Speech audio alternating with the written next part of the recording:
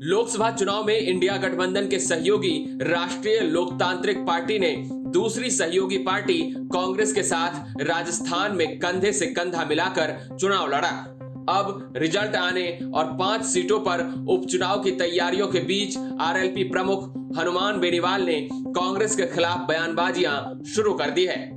इसी क्रम में उन्होंने लोकसभा चुनाव से ऐन पहले आरएलपी से कांग्रेस में गए और सांसद चुने गए उमेदाराम बेनीवाल पर भी हमला बोल दिया है। इधर उमेदाराम बेनीवाल ने पहली बार हनुमान बेनीवाल के आरोपों पर अपनी प्रतिक्रिया दी है। उमेदाराम ने राजस्थान तक से खास बातचीत में कहा, हनुमान बेनीवाल जो कुछ कहें कह सकते हैं, मुझे उनके बारे में कुछ नहीं कहना। जब तक हनुमान बेनीवाल के साथ रहा अच्छे तरीके से रहा और अब कांग्रेस पार्टी के साथ हूं तो कांग्रेस पार्टी का सच्चा सिपाही हूं। हनुमान जी आपको लेकर तमाम तरीके से बयान देते, तो आपके मन में क्या आता है? हनुमान जी से वहां मुलाकात हुई थी या उनका ये आदत है या क्या लगता है? हनुमान जी तमाम तरीके से जब भी इंटरव्यू के अंदर आपका नाम लेते हैं तो तमाम तरीके से बयान देते हैं। देखिए, हनुमान जी कुछ भी कह सकते हैं, उनके ऊपर मेरे को कुछ नहीं कहना, जो उनकी मर्जी है वो कहे। लेकिन जब तक हनुमान जी के साथ में थे अच्छी तरीके से रहे और अब कांग्रेस पार्टी के साथ में, पार्टी की विचारधारा से अगर कांग्रेस पार्टी के साथ में हो तो कांग्रेस पार्टी का सच्चा सिपाही। जिस तरीके से उनके साथ में उनके प्रति सच्चा और ईमानदारी से रहा, वैसे आज कांग्रेस पार्टी के अंदर हूँ।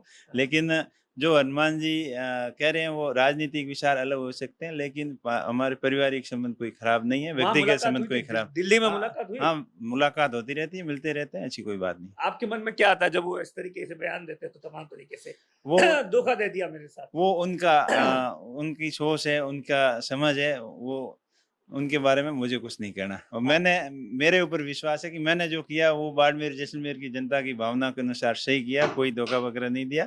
वो उनकी सोच का ही है कि वो किस तरीके से, किस एंगल से क्या सोचते हैं, वो उनके ऊपर डिपेंड करता है। उमेदाराम बेनीवाल ने कहा, हनुमान बेनीवाल जो कह रहे हैं वो उनके राजनीतिक विचार हो सकते हैं, लेकिन हमारे पारिवारिक संबंध खराब नहीं है, व्यक्तिगत रिश्ते खराब नहीं है। उमेदाराम बेनीवाल ने दावा किया कि दिल्ली में उनकी मुलाकात हनुमान बेनीवाल से अक्सर होती रहती है। गौरतलब है कि राजस्थान तक से खास बातचीत में हनुमान बेनीवाल ने उमेदाराम बेनीवाल को खरी खरी सुनाई थी। हनुमान बेनीवाल ने कहा कि उमेदाराम बेनीवाल चाहते तो मेरी पार्टी के सिंबल पर भी कांग्रेस के सहयोग से चुनाव लड़ सकते थे, पर उन्होंने ऐसा नहीं किया। उन्होंने तो पार्टी ही छोड़ दी।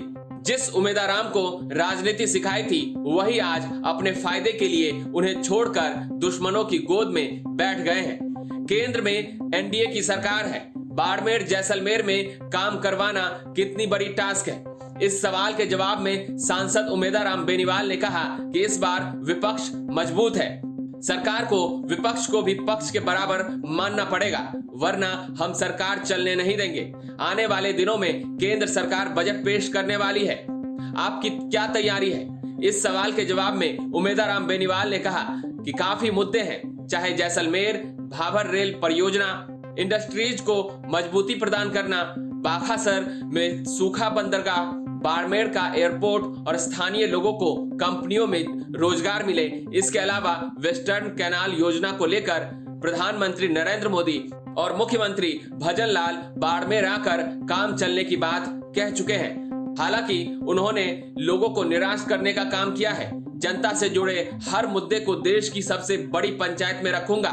भजन लाल सरकार के पहले पूर्णकालीन बजट पर उमेदाराम बेनीवाल ने अपनी प्रतिक्रिया देते हुए कहा कि राजस्थान की सरकार केंद्र से चल रही है, ब्यूरोक्रेट्स ही सरकार चला रहे हैं, ऐसे में उनको अलग अलग इलाकों की समस्या की जानकारी नहीं है। बेनीवाल ने भजन लाल सरकार के बजट को निराशाजनक बताते हुए कहा कि इस बार का बजट कोई खास बजट नहीं रहा। बजट में जो पूर्ववर्ती घोषणाएं थी वही रिपीट हुई है, छोटी मोटी नई घोषणाएं हुई है। बजट पूरी तरह से निराशाजनक रहा। ब्यूरो रिपोर्ट, राजस्थान तक।